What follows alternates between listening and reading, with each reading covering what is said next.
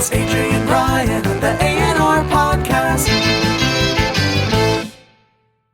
Hey, what's going on, guys? Welcome back to the AandRPodcast. I'm AJ. And I'm Ryan. Welcome back to the show where I haven't watched Obi-Wan and Ryan's not watched Stranger Things. Oh no, I've watched some. I haven't watched all of Stranger Things. And I haven't watched all Obi-Wan, so next week we'll talk about Obi-Wan and Stranger Things. Where's the time, man? Stranger Things was like 10 hours long. Yeah. And I'm way more invested in Stranger Things than I am in Obi-Wan. Well, you can't be that invested of Obi-Wan because then it's like a gradual release. Yeah, exactly. So I can watch the 2 episodes before our next session. Yes, so we won't talk about either, but at the moment I think Stranger Things is good. And have you enjoyed Obi-Wan? Yeah. I've enjoyed what I've seen from Stranger Things. Dangerous Things. And Obi-Wan as well. Yeah. So we will talk about that next week. Yeah. I want to do a little bit of a switch up. Bang! Oh, you're a bastard. I didn't expect that straight away. Just give you time to think of what to say. Is that one? Don't bet me up. So, welcome back to Bang, You're a Bastard. This is a weekly segment where Ryan talks about bastard history. I talk about someone who's because I was going to say C word then. Come on. No. Okay, so who is this week's bastard? You'll never guess, but have a guess. Hitler? No. Who? Vlad the Impaler. Vlad the Impailer. He was... Is he the base of who Dracula is? Yeah. Yes, I do. I've heard of this one. Yeah. Vlad the Lad. Vlad. He's like between 1400 and 1462 or something like that. Whatever. Yeah. So my man earned Vlad the the Third or Vlad the Lad. 111. It's yeah. Earned Vlad 111. Vlad the Lad earned his fearsome nickname for impaling more than 20,000 people and killing as many as 60,000 others during his bloody reign. Fair play. He was even said to dine among his impaled enemies and dip his bread in their blood. Sounds lovely. Very iron heavy meal. Yeah. Yeah, so this guy's a bit crazy, isn't it? Yeah, Vlad Vlad the I. destroyed entire Saxon villages and then impaled thousands of people in 1459 when the Transylvanian Saxon city of, I'm going to butcher this, Kronstadt, today... Let me read it. What is it?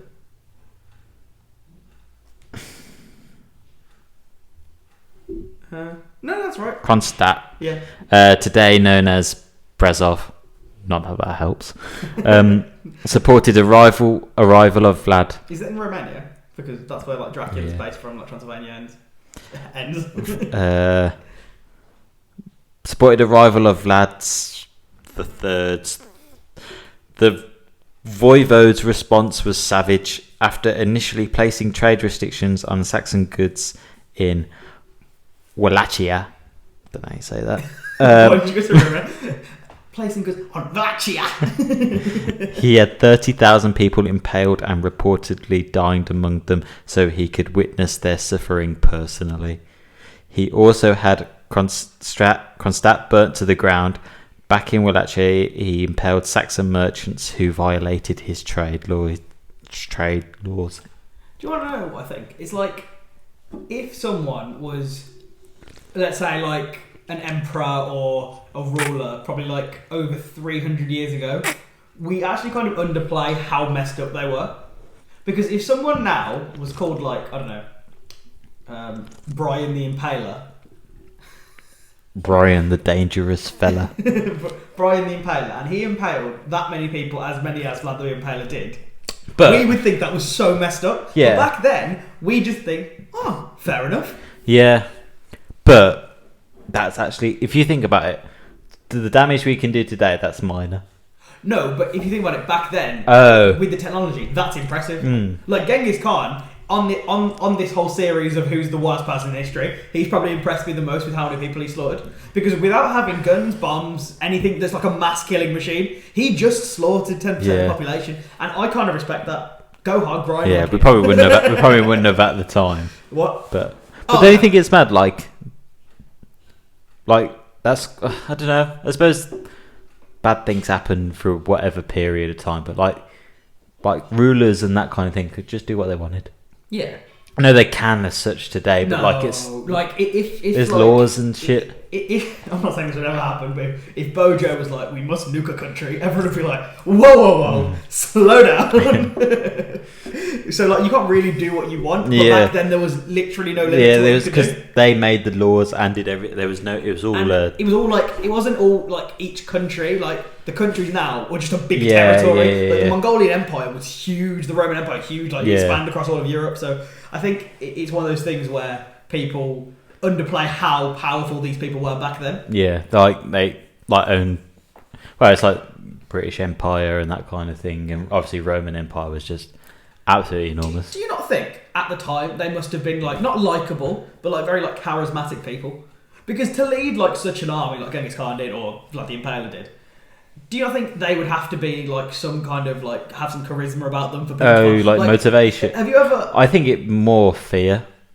I understand that. That's definitely a big point. But have you ever watched what I don't know, one of like Hitler's or Stalin's rallies? Not that on weekends. But like to rev me up to go out just the way they talk and the way they can like captivate their audience to follow them is somewhat impressive. And I'm not saying what they did is impressive. It's an art to be able to speak like that and kind of rally everyone up. And Donald Trump does that amazingly. Have you seen his speeches are gold?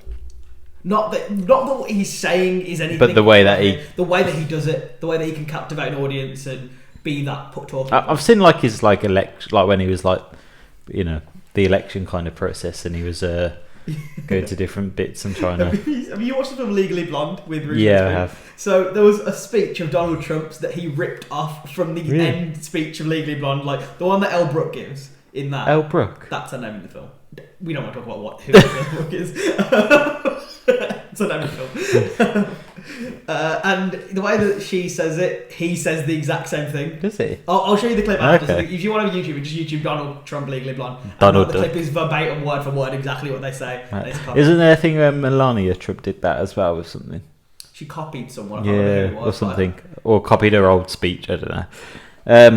Moving on, back onto Vlad. Back onto Vlad. Vlad's tactics both on and off the battlefield against the Turks were extraordinarily brutal. In 1459, Mehmed II sent an embassy to Vlad claiming a tribute of 10,000 ducats and 300 young boys. So basically, for his army, he used to guys used to go to him and say, well, the Turkish people used to go to him and say, we require. This Donny was called Vlad the Impaler. Well, it might not be an accurate picture. How do you get an accurate picture? This Donny. Yeah, I know this that. This Donny looked like the guy who served me somewhere the other day. Bro, but like, that's not there you accurate. go, that's more mighty. Yeah. I am Dracula. I'm going to drink your blood. I can imagine. What's that from? Is it from Hotel Transylvania? I don't know. I think it's like Family Guy or something. Oh. So like Turkish would try and go to Vlad and say, we require 5,000 of your men and 500 of boys so we can train them and such, and just take them kind of thing.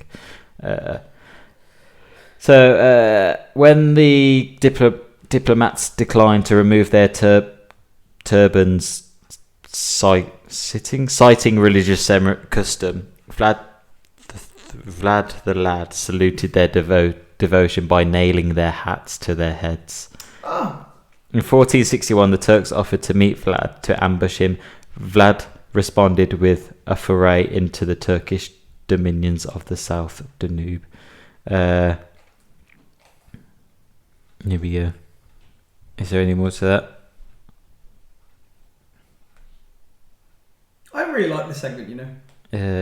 I'm just trying to think. It makes earlier today actually. Yeah. Someone at work was talking about. Oh yeah, so there's this like really. He's not really like that well known. Like I think he was like that about a long time ago. This guy called the Yorkshire Ripper, and I was like, I know who you're talking about. Peter Sutcliffe, our favourite bastard. Peter Sutcliffe. Lovely to meet your acquaintance. He sounds like Can I just pass you on to my colleague, Peter Sutcliffe? Peter Sutcliffe, marketing manager, lovely. No, marketing. Head of sales. That's literally where I was going to next. Just a typical corporate guy. That's what he sounds like, the Yorkshire Ripper. In the spring of 1462, Mehmed II assembled an army of 90,000 men and advanced on Wallachia. After conducting a series of night raids and guerrilla warfare, Vlad employed his trademark tactic, impaling more than 23,000 prisoners with their families and putting them on display along the enemy's routes. So as his enemy was marching towards him, he impaled a load of people and put them on the route so they would walk past, like people just like that impaled. There were infants affixed to their mothers on the stakes. Okay. Right, this is officially not for children anymore. Birds have started to nest in their bodies and shit. What I wouldn't know is who cleaned all this shit up? Yeah, no one would have took. Obviously, nature in it. Obviously, the bodies decompose. Like the sticks that they're on. Yeah, but they're sticks. If they're wood or if they're. But let's say there's like just 20. But bones. Do bones decompose? No, they're skeletons, right? Yeah, but stuff grows on top. So there's just a pile of bones somewhere in Romania. Fair. Okay. So. What do you want to give him as a bastard rating? Because we gave Genghis Khan like a 9. I think we gave that German Titus guy like a 7. I say 8, 7.5, 8. I'm giving it an 8. This is not quite 10% of the population. I don't think we'll ever get there, but... Do you know what? I really want you to find a bigger bastard than because it is Genghis Khan. His name's got like a ring to it. Genghis Khan. Wins. Fatality. But I think... You know what? I think...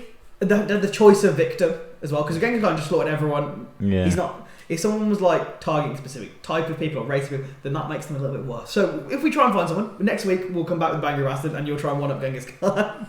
Okay, so that ends our segment. Yeah. Bang You're a Bastard, brought to you by Red Bull. That was a good time. I thought you were going to say Ryan then, but then I was like, no, why would you say that? Well, it was brought to you by Ryan. That's true. A couple more things I want to talk about. The first thing was. Rat or frog. So have you heard this theory? So everyone either looks like a rat or a frog. So do you look like a rat or a frog? Okay, what do I look like? We'll say each other on 3. Okay, a rat or a frog. Ready? 3, 2, 1. Rat. Okay, I'll take it. Yeah. I think we both look a bit ratty. Yeah, I don't know what. Frog's got a look on like that face. I don't know what's more offensive. Neither or both. Neither or both. Would you prefer to look like a rat? I think it's to do with face shape. It's like horse or plate. It's the same thing. Like people have a horse face or a plate face. It's like doors or window. What is it? Doors or wheels? Wheels. No. I've never heard this theory. So. Well, it's not even a theory. It's just like. Is it just based saying? I don't get what it is. What is it? Tell me. You have a face shape of a horse, or you have a face shape of a frog. Who's come up with that? Some science done it. I don't know. A science guy. Science guy wins. But like. But that's just a what? Why would a science guy just go and said, yeah, everyone either looks like a rat or a frog? Why would a scientist guy say you want to kill your dad and sleep with your mum? Sigmund Freud did that. Yeah, what's that theory called? What's Oedipus. Yeah, where the boys the Edible complex. The daughter's I don't know, the boy fancies the mum or fancies something. the mum so much that he wants to kill the dad. Yeah. Which is really weird. Yeah. That clearly isn't. I'm going to see his museum in September. Good to see him. I'm going to see Freud. Yeah. Okay. And so yeah, I mean that was just a little theory. There's a couple more things I want to talk about. The next thing is Love Island is resuming soon. The contest what? I tried to do the intro, that just failed. Yeah, so I was like, what the fuck? Well, I was like, what were you doing? I don't know what you were going for. Just edit that out. Should I do it so when you say it, it's that your noise? but amplify. Yeah.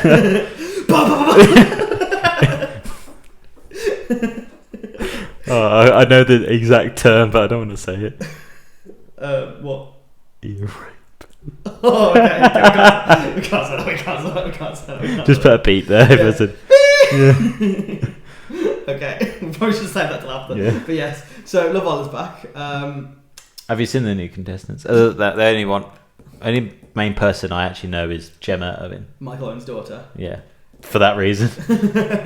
I don't really know many of. I don't know any of them. They kind of. The fact that a lot of them are younger than us is kind of depressing. Like, God. There's some 19, 20, 21-year-olds.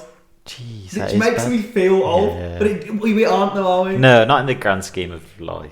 I hate having to justify it by that. But compared to a 50-year-old, we're not young. So it's kind of like we're in denial about it, but we're not. You somehow managed to turn you blinding me. Because when I looked there, I was like, why is there so much light? Okay. It's you, that's why. The torch is so easy to turn on, like, it's literally like that. He said, "But I'm trying to turn it on, and it didn't work." It's so easy to turn on. God damn it! I swear. It's like Why won't you work? No. Sorry, to go back to the Barcelona race. When he was pressing the DRS, it wouldn't work. Is this the one? What was that bit where I saw a clip and he was like trying to turn a corner but just didn't, and he was complaining. I don't know. Well, because his DRS wouldn't work, so he couldn't get past him. So the drag reduction system wasn't working. So his flap wasn't. Was he go fucking hell, man? Fucking hell. He was like, "I'm trying to press it 55 times," and he was going absolutely berserk at his race engineer. That's what that reminded me. I'm trying to press it, and he was like, "Yeah, it opened and it closed again." He's like, "Yeah, just no." The engineer was like, "Oh, it opened, it closed again." He's like, "Yeah, because I have to press it 50 times to get it to work." I mean, he still won the race, so fair. But, yeah, so, I mean, that was what that reminded me of. But yes, Love Island. The contestants don't look too impressive to me. I actually might not watch it. I just... Because I'm going on holiday when it's on, so it's like, then I'll have to catch up a week. And it's on every night as well. Yeah, so I might just... It is long. Oh, sorry. Well, sorry. Are you boring him? Sorry. I might just like watch the highlights like the next day. The highlights. Yeah, it's like the football. The goals. I always watch the goals. Like not the full episodes. Yeah. I have a bit of a minisode. Yeah.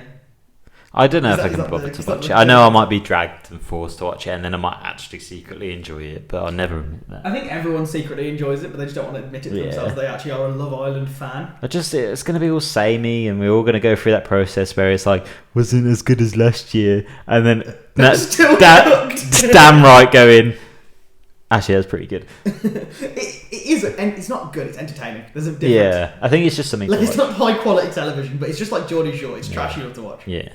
And people who hate on it, I hate you. Like, why do people hate on it? Oh, it's so boring. Why do you want to watch that? I'd rather watch paint dry. Watch a good show like Powerpuff Girls. I don't know. I don't know where I was going. Alright, Peter, so clip killer. Peter Sutcliffe, head of marketing. Vice President of Sales.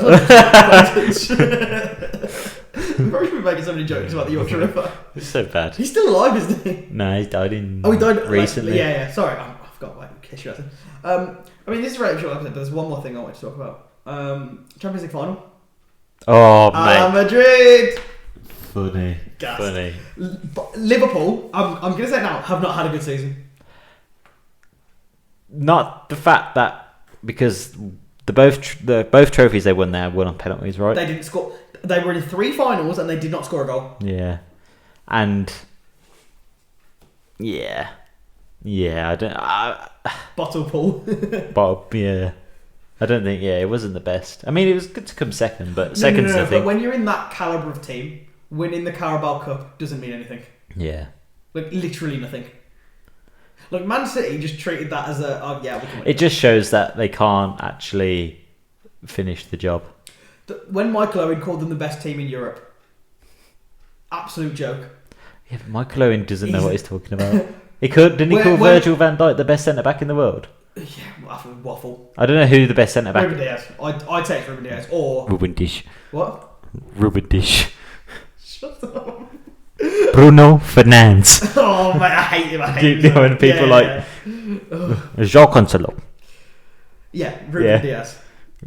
Stop. Ruben Dish. Ruben Dish. I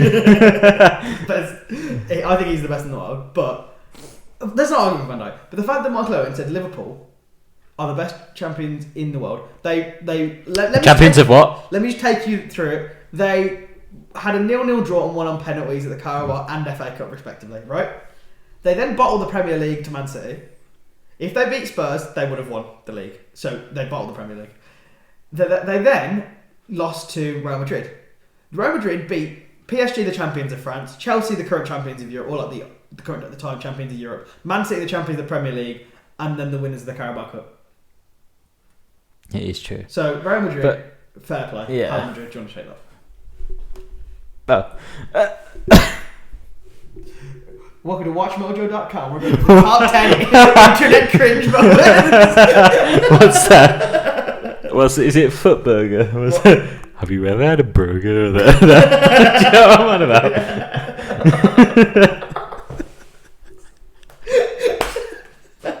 You know, I was actually going to start putting like, so doing this, but on TikTok. Look, we just upload like little 5-10 second clips on TikTok. I might make that the first one. Can you just shake that? Stupid. Have you ever had a burger? Okay, we need to Watch is it Mojang as well? No, that's a company. Let's watch Mojo and there's another one. But anyway. Okay, yes. So the last thing I want to say, Jake Paul was supporting. Did you see the video of him kicking a ball? Oh mate, why can't Americans kick a ball? What is it with Americans? No, I'm not saying the kick. He's like, yeah, well done to Liverpool. They're in the World Championship. but like generally, look at the way he kicked the ball, and it's a bit like, why can't? And the keeper just stood there like an absolute. But how many takes do you think he did? Like, I think 50. I think in general, if I'd say, I'm going to restart the camera, so I'm going to finish my thought when I come back. I think in general, Jake Paul is considered quite athletic.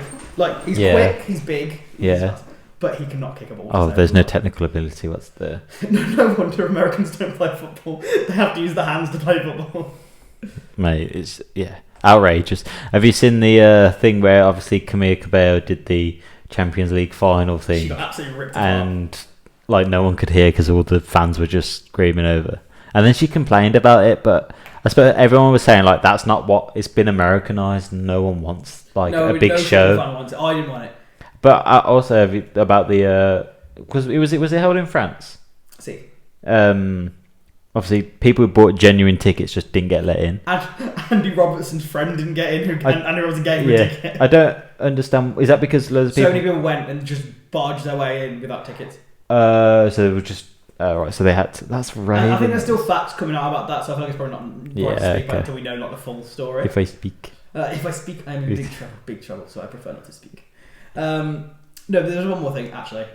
So before the Monaco Grand Prix, there was that girl. So do you watch Bridgerton or Sex Education? Either one.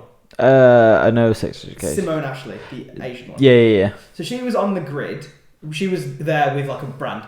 Oh, okay. She's there with Tag Heuer. Tag Heuer. I think. She was at Tag Heuer, and she was on the F1 grid, and then Martin Brundle, who's like the guy who does the grid, he does like the interviews on. Oh, is he the Sky Man? The annoying Sky Man. I'm not even. He is annoying. He's not annoying. He's rude. Why is he rude? Martin Brundle here. Martin Brundle. I'm going to interrupt your conversation. No. But that's the point. He is the reporter for F1, so you have to talk to him. Oh, okay. So then she doesn't. She says hi. He says hi. He's like, can I get a word? And then she turns to her guy and tells her guy to tell him to stop talking to her. Right, live. And then I go on Twitter expecting like a flood of support for Martin Brundle, like F1 legend. If you're on the grid, you say. I did see a lot of that, which is fair. But then I also saw some people being like, he's really rude. He shouldn't do that. And people are like, oh, he's an old white man, and this is a coloured woman he's talking to. And it's like, okay, first of all, if you're on an F1 grid, there is a certain expectation of what you have to do. Like you're being invited there to be around everyone in the racing drivers. You have to talk to it's not like he's up from the Sun. It's not like he's from the Daily Mail. He's like the sports. He's the dude. He's the man. He's the man. He's the man in F1. So like you have to. Yeah, I get that. And then, because then later on, Kit Harington was there, had a lovely 2-minute long conversation with Martin Brundle, and then moved on. And he didn't kill him. Patrick Dempsey. Did you see? Because your girlfriend does Grace. Yeah, I saw what you sent to her. So, 2 goats or whatever it was. That's what I said. Yeah, something like that. 2 goats or 2 kings or. Oh yeah, I said 2 goats. Because obviously it's a picture of Max. It was a picture of Max. Was it Patrick Dempsey of F1 Drive? He's a rally car driver. He's Indy 500. So he wasn't there. NASCAR. No, but Indy 500 is different.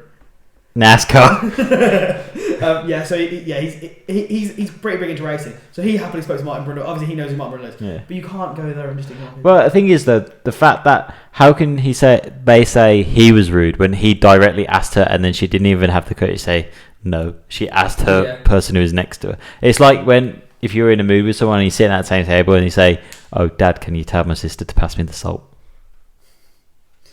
It is like that. No, It's bad. It's like that is literally what it is. But I was just a bit messed up. But last little thing. Yeah. Seems like a good place to end of the episode. But before we do, we have our weekly segment, Headline of the Week. You guys know what Headline of the Week is? It's a weekly segment where I find a headline, I'll do it, and me and Ryan have a little talk about it. Great. So in this week's Headline of the Week, this is a direct quote. So it's not a headline. It's just a quote. My spoiled dog refuses to drink tap water, so I spent £40 a month on plastic bottled water. Your dog. A dog.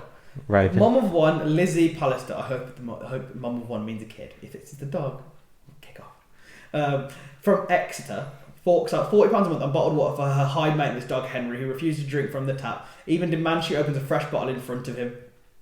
A high maintenance Stevie dog refused to drink water. When Mum first welcomed her 5-year-old pampered pooch Henry into her home, she instantly realised he was demanding and needy. The 29-year-old claims a French bulldog puppy not only refuses to climb the stairs or sleep alone, but he also stops on walks to soak up attention from passers-by and only drinks still bottled water. Lizzie believes a pup saw her 2-year-old daughter drinking from a bottle and became fixated on it. Now he turns up his nose at tap water poured specially for him by nudging the bowl and refusing to drink it. He's even now got savvy to Lizzie's attempt to refill water bottles from tap water and wants her to open the fresh bottle in front of him. When you said the 29-year-old, I was like, oh, the dog. Oh wait, I mean that's the age of the mom. If a dog was 29, he'd be dead. Well, he would be dead. I don't have no dog experience, so I can't say nothing. But it just sounds like look. If you don't drink this, you got no other choice, mate. Yeah. Situation. Not that I don't know how easy or hard that is, but it just sounds like it just sounds like an expense that just doesn't need to be there. No, I'm with you. But but I think that's pretty much. Yeah. I don't have much to say on that. It's No. weird. All right. All good. So I want to thank you guys so much at home for listening. I have been AJ. And I have been Ryan. Benzema!